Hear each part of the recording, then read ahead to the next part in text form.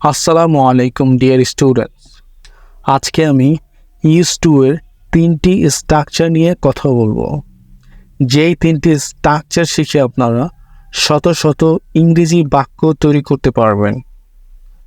তো চলুন তাহলে স্ট্রাকচারগুলো দেখে নেই। Let's start it. স্ট্রাকচারটি হচ্ছে subject plus am is are plus getting use to plus noun অথবা ভার্বের সাথে আইএনজি প্লাস অবজেক্ট। আরেকবার বলি, subject plus am is are plus getting use to plus noun অথবা ভার্বের সাথে আইএনজি প্লাস অবজেক্ট।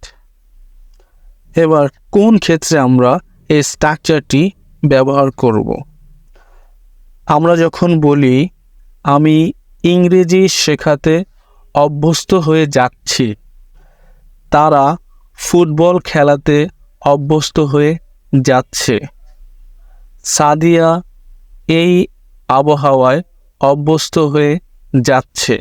বাংলা বাক্যের শেষে যদি অভ্যস্ত হয়ে যাচ্ছি, অভ্যস্ত হয়ে যাচ্ছে, অভ্যস্ত হয়ে যাচ্ছ এই কথাগুলো থাকে, তাহলে আমরা এই স্ট্রাকচারটি ব্যবহার করতে পারি।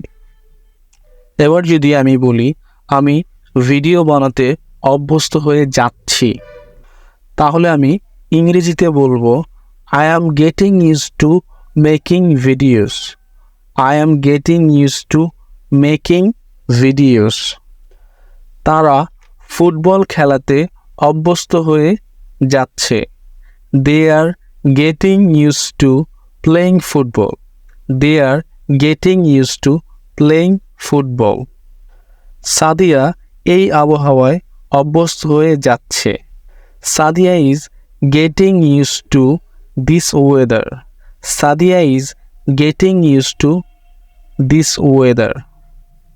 এবার আমি ইউজ টু এর দ্বিতীয় যে স্ট্রাকচারটি নিয়ে আলোচনা করব সেটি হচ্ছে subject plus have has plus goat use to plus noun অথবা ভার্বের সাথে আইএনজি প্লাস অবজেক্ট।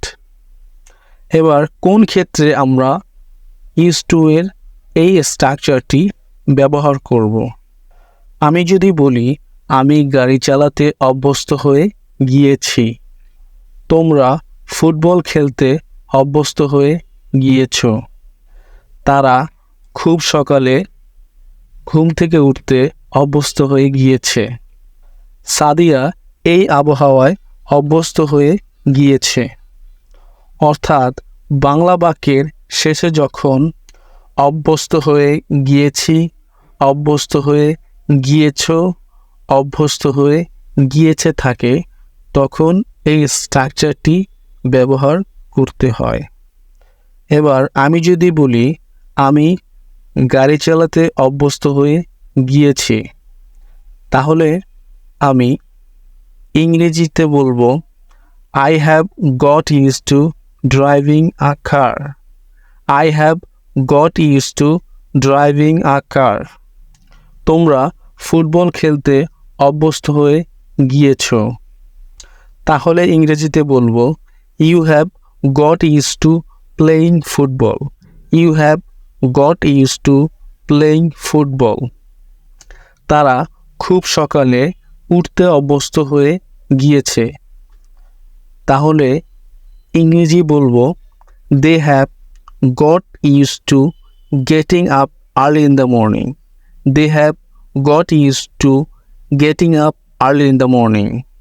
এবার used to এর তৃতীয় যে ব্যবহারটি নিয়ে আমি আলোচনা করব সেটি হচ্ছে এই স্ট্রাকচারটি হবে সাবজেক্ট প্লাস শ্যাল অথবা will plus get use to plus noun অথবা ভার্বের সাথে আইএনজি প্লাস অবজেক্ট। তবে এখন আমরা সকল ক্ষেত্রেই উইলের ব্যবহার করতে পারি। এবার এই স্ট্রাকচারটি আমরা কোন ক্ষেত্রে ব্যবহার করব? আমি যদি বলি আমি ভিডিও বানাতে অভ্যস্ত হয়ে যাব, অভ্যস্ত হইনি, অভ্যস্ত হয়ে যাব, তারা ইংরেজিতে কথা বলতে অভ্যস্ত হয়ে যাবে। এখনও ইংরেজিতে কথা বলতে অভ্যস্ত হয়ে যায়নি, যাবে। তোমরা ফুটবল খেলতে অভ্যস্ত হয়ে যাবে। সাদিয়া এই আবহাওয়ায় থাকতে অভ্যস্ত হয়ে যাবে। অর্থাৎ বাংলা বাক্যের শেষে যদি অভ্যস্ত হয়ে যাব, অভ্যস্ত হয়ে যাবে থাকে, তাহলে আমরা এই স্ট্রাকচারটি ব্যবহার করব। এবার আমি যদি বলি আমি ইংরেজি শেখাতে অভ্যস্ত হয়ে যাব, তাহলে আমি ইংরেজিতে বলবো I'll get used to teaching English. I'll get used to teaching English. এবার যদি বলি তারা ইংরেজিতে কথা বলতে অভ্যস্ত হয়ে যাবে, তাহলে আমি ইংরেজিতে বলবো They will get used to speaking English. They will get used to speaking English. এবার যদি বলি তোমরা ফুটবল খেলতে অভ্যস্ত হয়ে যাবে, তাহলে ইংরেজিতে বলবো You will get used to playing football. You will get used to playing football. Sadia এই আবহাওয়ায় অভ্যস্ত হয়ে যাবে, অর্থাৎ সাদিয়া এই আবহাওয়ায় থাকতে অভ্যস্ত হয়ে যাবে। তাহলে আমরা ইংরেজিতে বলবো Sadia will get use to this weather.